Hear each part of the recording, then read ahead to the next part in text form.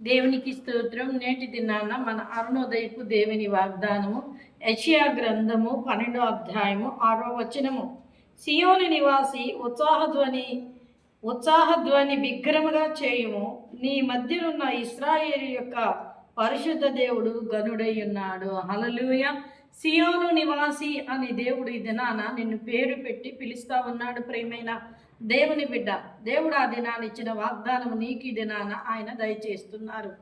నీవు బిగ్గరముగా దేవుని స్తుతించమని, ఉత్సాహధ్వని చేయమని దేవుడు తెలియచేస్తా ఉన్నాడు. ఎందుకంటే ఇశ్రాయేలు పరిశుద్ధ దేవుడు నీ మధ్య ఉన్నాడు. అంటే నీ కుటుంబంలో ఉన్నాడు, నీ ఇంట్లో ఉన్నాడు, నీ హృదయంలో ఉన్నాడు అని దేవుడు తెలియచేస్తూ ఉన్నాడు. ఆ దేవుడు ఎలా ఉన్నాడట? గనుడై ఉన్నాడంట. ఆయన గనుడై ఉన్నాడు కనుకనే గొప్ప ఘనకార్యాలు నీ జీవితంలో జరిగిస్తూ ఉంటారు.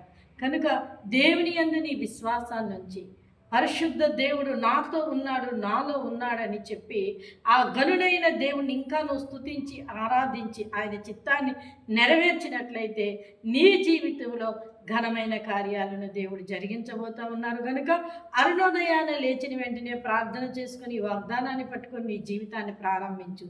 దేవుడు త్వరలోనే తన ఘనమైన కార్యాలు నీ పట్ల జరిగించి దేవుడు నిన్ను ఆశీర్వదిస్తారు. ఆమేన్.